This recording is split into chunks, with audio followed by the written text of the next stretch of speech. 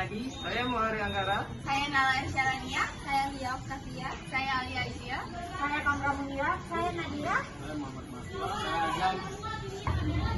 Pada kesempatan kali ini kami akan menunjukkan hasil video grafik hukum anatomi fisiologi pada karakter ayam. Sistem digesti atau sistem pencernaan pada ayam dimulai dari rongga mulut atau cavum oris. Di dalam rongga mulut terdapat gigi dan lidah yang berfungsi untuk membantu proses pencernaan makanan.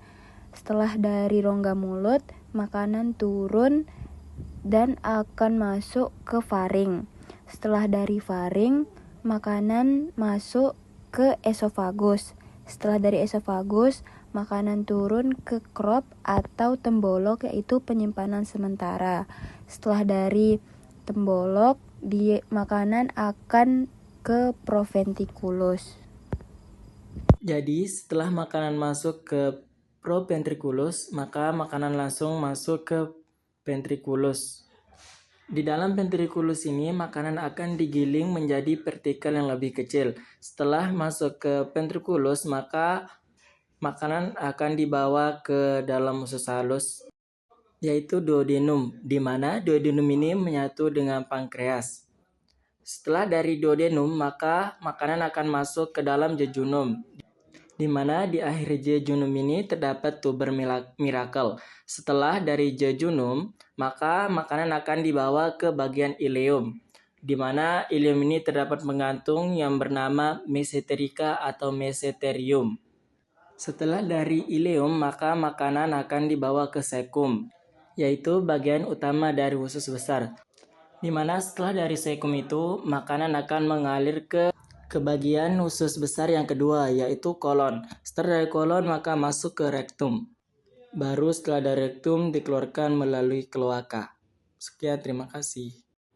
Sistem respirasi dimulai dari kavum nasal yang mengambil udara dari luar, lalu dilanjutkan oleh laring, jalan masuknya udara, dilanjutkan lagi oleh trakea yang berfungsi sebagai saluran udara yang aman, lalu menuju bronkus, menerima udara dari trakea, dan ke bronchiolus, yaitu percabangan kecil dari bronkus, lalu terakhir menuju alveolus, tempat pertukaran gas.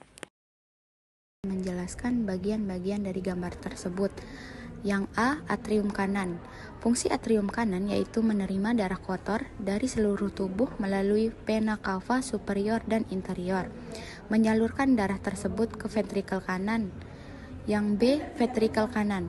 Fungsi ventrikel kanan menerima darah kotor dari atrium kanan, memompa darah menuju paru-paru melalui arteri pulmonalis untuk proses oksigenasi. Yang C, atrium kiri.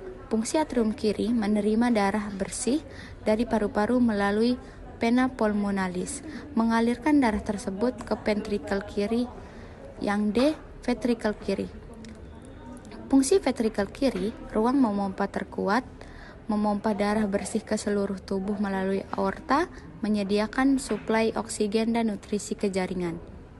Pulmonalis ini adalah katup yang memisahkan ventrikel kanan dengan arteri pulmonalis. Bentuknya semilunar seperti bulan sabit, dan tugasnya untuk mencegah darah kembali lagi ke ventrikel kanan setelah darah dipompa menuju paru-paru.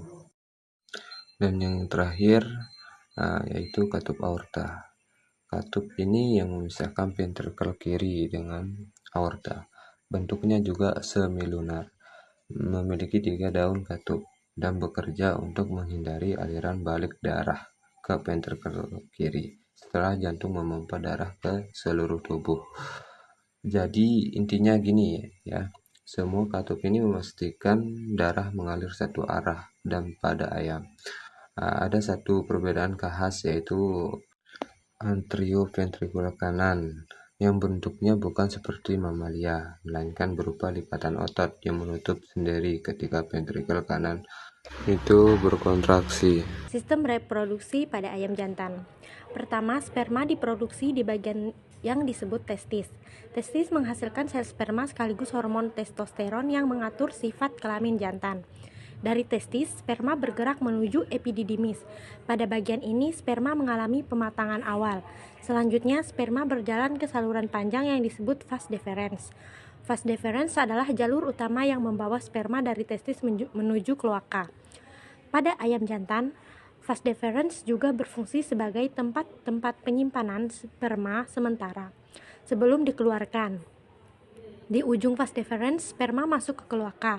Saat proses perkawinan, ayam jantan dan betina melakukan cloacal kissing, yaitu pertemuan dua kloaka. Pada momen inilah sperma dipindahkan dari jantan ke betina. Sekian. Di otak, bagian pertama cerebrum besar, berfungsi mengatur gerakan sadar seperti berjalan, mematuk, terbang pendek. Yang kedua, cerebellum kecil, berfungsi koordinasi motorik halus, mengatur keseimbangan saat berjalan atau bertengger. Terus dilapisi oleh pembungkus yang namanya meninges. Baik, mungkin itu saja yang dapat saya jelaskan. Sekian, wassalamualaikum warahmatullahi wabarakatuh. Baik, di sini saya akan menjelaskan sedikit mengenai hati pada unggas. Hati umumnya terdiri dari dua lobus besar, yaitu lobus kanan, lobus kiri. Pada bagian lobus kanan biasanya lebih besar, berbentuk panjang dan melebar. Sedangkan pada bagian lobus kiri sedikit lebih kecil dibanding lobus kanan, terletak di sisi berlawanan tetapi saling menyatu di bagian dorsal. Nah, kalau pada katup empedu itu, jika dia nampak warnanya hijau, terletak pada lobus kanan, tidak selalu terlihat pada setiap pemotongan. Baik, itu saja. Terima kasih.